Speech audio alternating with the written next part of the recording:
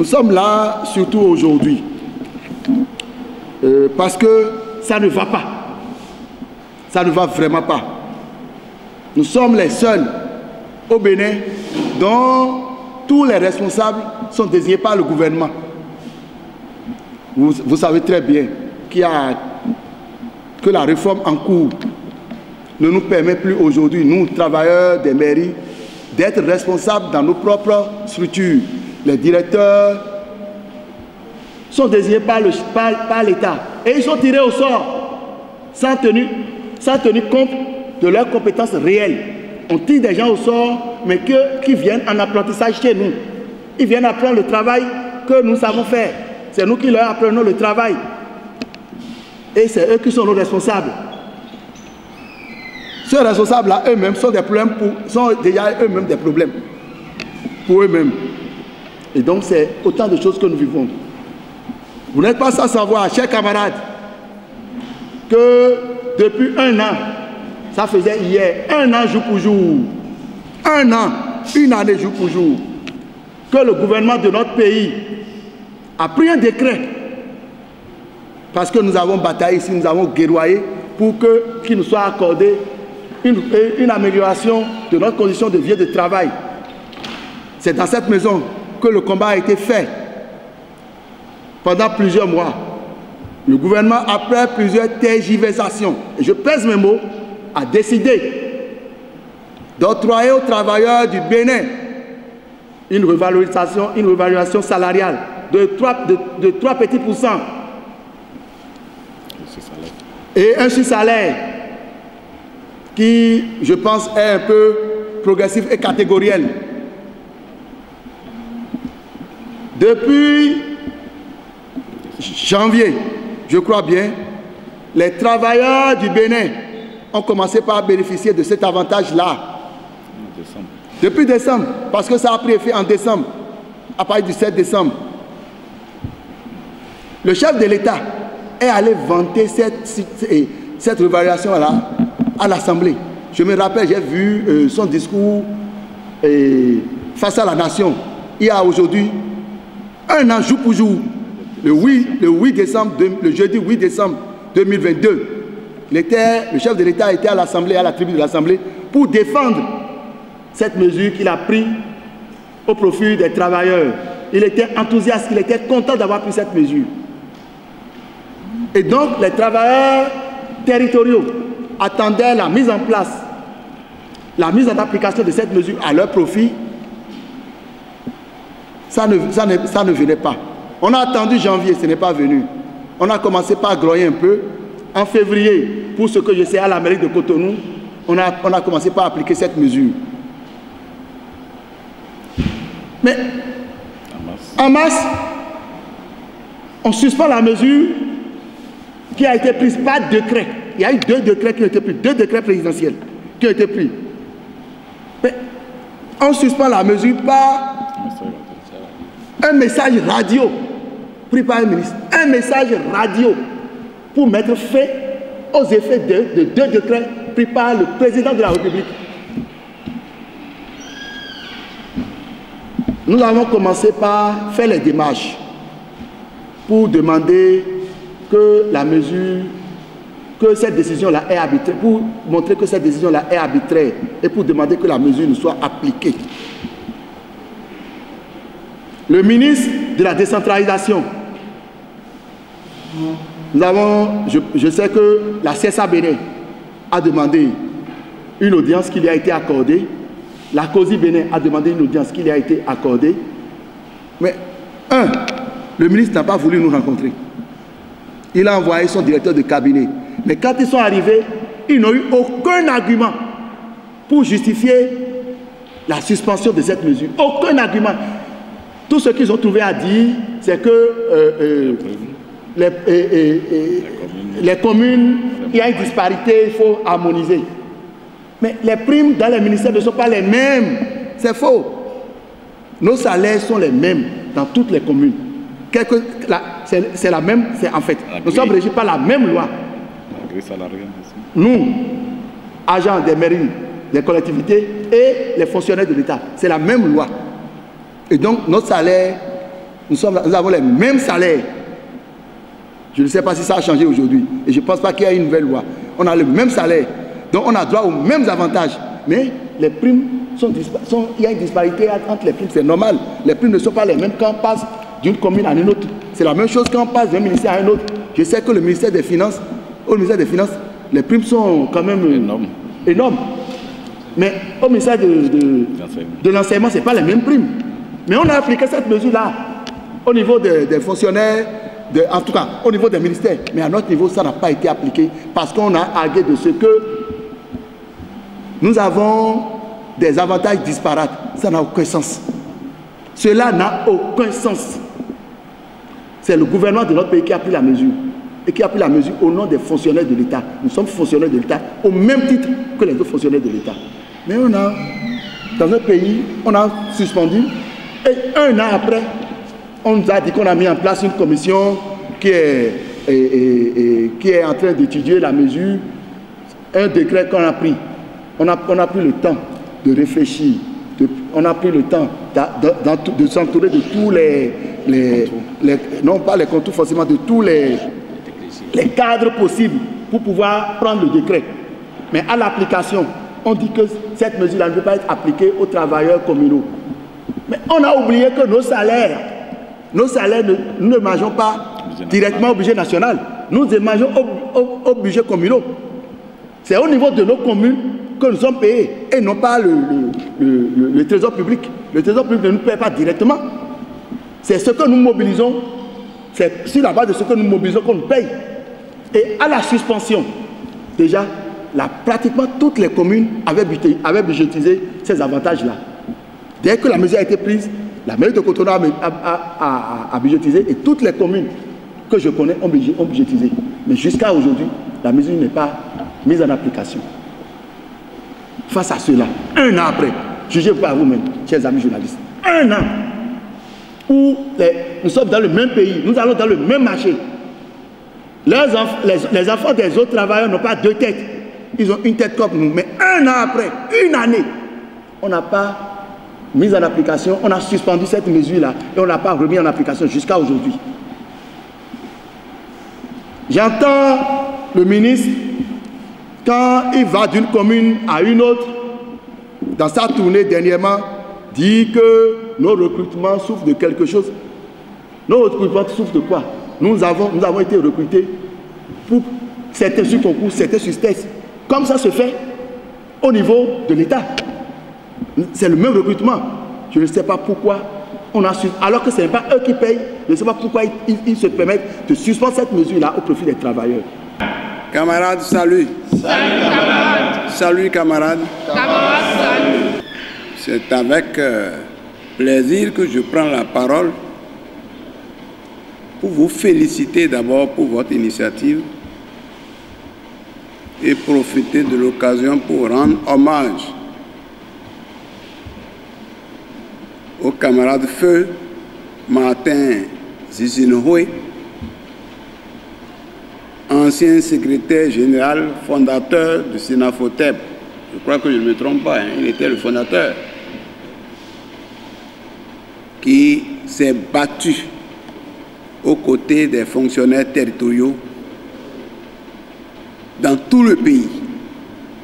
Vous voilà ici en train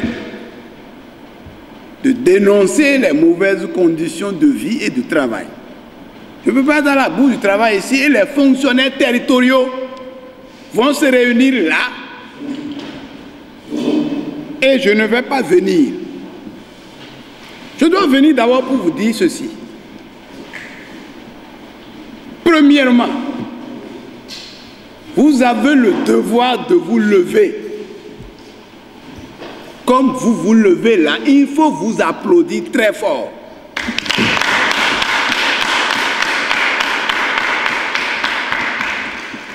C'est vrai, à tout moment, nous parlons de vous. Lorsque cette histoire de revalorisation a eu lieu et qu'on a constaté que vous n'avez pas été pris en compte, chaque fois que moi j'ai l'occasion de parler de vous, j'en parle. Mais est-ce qu'il suffit de parler de vous auprès de ce gouvernement pour que les problèmes soient résolus. Ceux qui disaient souvent, bon, donc avec le nouveau régime, il ne faut plus crier, il ne faut plus rien dire, il faut savoir négocier en coulisses. Je pense que tout le monde a tiré les leçons que les négociations en coulisses ne marchent jamais. Il faut sortir et se faire entendre. Aux négociations, on en parle. Est-ce qu'on avait besoin d'en parler? La loi qui a été votée dit bien que les fonctionnaires territoriaux sont des agents de l'État. Et vous êtes même des piliers de l'État. Aucun des citoyens ne peut avoir un acte de naissance sans vous. Aucun ne peut avoir un acte de domaine, de territoire et tout ça sans vous. Donc vous êtes la fondation du pays, des 77 communes du Bénin. Mais voilà comment on vous traite. On fait la revalorisation des salaires, c'est vrai, qui est dérisoire. 3% c'est négligeable. Mais il y a au moins le salaire qui pouvait permettre à certains d'entre vous de bénéficier. Mais pendant qu'on ne vous applique pas ça, de quelle commission on parle même? La commission veut étudier quoi? On connaît le budget de chaque commune. On connaît la capacité de chaque commune. Si on veut aider chaque commune, on connaît combien il faut décaisser pour aider chaque commune. Est-ce qu'on a besoin d'une commission encore qui va travailler où des gens vont prendre des primes et finalement ne rien faire? Ce qui est plus grave, c'est que pendant qu'on refuse de vous revaloriser le salaire de façon inexplicable, arbitraire, le gouvernement, dans ses réformes, prend soin d'abord de mettre les maires de côté, de nommer les SE, qui ont le pouvoir désormais sur les maires dans les communes. On ne sait pas dans quel état. Est-ce que c'est encore au Rwanda ou bien où est-ce qu'on est allé copier cette expérience? Ou donc c'est les SE qui doivent avoir de suprématie sur les maires. Mais non content d'avoir nommé les SE, on continue d'aller à la présidence pour aller chercher les directeurs techniques. 6 directeurs techniques par commune, au moins. Qu'on vient installer dans chaque commune et à qui on fixe des salaires bien intéressants. Et on laisse les agents territoriaux à leur sort. Comment peut-on tirer au sort quelqu'un, un directeur technique, quelqu'un qui est à la recherche d'emploi, et on le tire par tombola pour aller l'installer quelque part? Et des gens qui ont été étudiés, qui ont l'expérience, qui connaissent le terrain, qui sont là, on les met de côté, on commence par dire non, vous n'êtes pas dedans, tout ça là. Les gens qui étaient à l'état civil, ils commencent par devenir collecteurs de tickets et autres. Est-ce qu'on peut accepter des choses comme ça? Non. Et on dit c'est la réforme. C'est quel genre de réforme ça? Comme vous avez commencé par vous réveiller, je vous dis félicitations. Et mes félicitations particulières à vos collègues de Segbana, de Bemberike. Je n'ai pas entendu parler de ceux de Ouida, c'est ceux de Calavi qui ont surpris le SE en plein drapeau, ont lu leurs revendications. Et je crois que les autres communes, Cotonou qui est au chef-lieu, ne s'est pas encore réveillé. Vous devez vous réveiller. Les autres communes doivent se lever aussi pour vous faire entendre et vous dire que les revalorisations, la revalorisation non seulement doit avoir lieu, comme quelqu'un l'a dit, elle doit prendre effet pour compter de décembre 2022.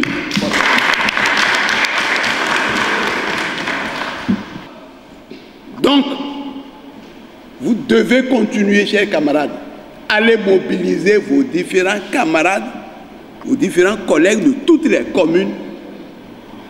Continuez à vous mobiliser, à vous organiser, à exiger la revalorisation de votre salaire. Ce n'est pas 3%, là c'est insignifiant.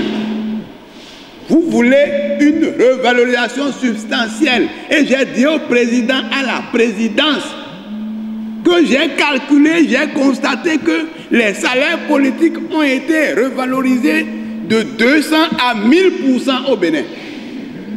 Donc la revalorisation des travailleurs producteurs de la richesse devait être revalorisée d'au moins 80%. C'est nous qui travaillons. Et vous là, ce que vous réclamez 3% et sur le salaire de combien là? Aujourd'hui, avec les taxes et les impôts, avec le, comment on appelle, le coût de vie, l'inflation, même si on vous augmente de 100 000 francs aujourd'hui, demain ça disparaît, ça se volatilise. C'est pour cela que, chers camarades venus de partout, vous avez raison, vous avez aligné des choses. Non seulement il y a la revalorisation, il y a la cotisation et la CNSS. Les gens vont à la retraite, il y a beaucoup d'amis et de parents qui sont morts à quelques années de retraite parce que la pension est dérisoire. Et si vous ne savez pas, c'est ça qui vous attend. Encore que certains n'atteignent même pas la retraite parce que l'hypertension tue même des jeunes de 40 ans. Parce que tu es là, le salaire ne suffit pas pour que tu nourrisses la famille. Vous avez parlé de l'assurance maladie universelle pour laquelle pratiquement rien n'est garanti. Et il y a beaucoup d'autres choses, la formation. Au niveau de l'État central, nous posons le problème de prise en compte des diplômes obtenus hors plan. Ce n'est pas vous seuls qui êtes dans ça. Dans les autres ministères, c'est hors plan, hors plan. Ils ont mis les plans où? Ils doivent prendre en compte vos diplômes. Encore qui disent on cherche compétence. On cherche compétence. Vous vous amenez compétence, on dit on n'a pas programmé ça. Et c'est dans la machine qu'on va tirer à compétence. Et on va amener compétence, vous allez les former. Et on va leur donner de bons salaires que la mairie va payer. Et vous qui avez travaillé à faire entrer ces sous, vous n'aurez pas ça. Est-ce qu'on peut accepter ça? C'est pour ça que la CSTB que je représente ici vous soutient et vous dit c'est votre devoir de réclamer votre droit. Et le fait de vous mettre ensemble en fédération, en unité d'action, quelle que soit votre provenance syndicale, est une bonne chose. C'est ce que la CSTB recommande. Vous devez vous mettre ensemble, en unité d'action à la base, parce que vos problèmes n'ont pas d'origine. Ça ne connaît pas, je suis de la CSTB, je suis de la COSI, je suis de la CETB, les problèmes sont les mêmes. Donc, mettez-vous ensemble au combat, mettez-vous à parler, mettez-vous à vous battre, et ensemble, je suis sûr qu'ils seront obligés de nous écouter. Même s'ils dorment là, on va les réveiller, ils vont nous écouter pour que nos revendications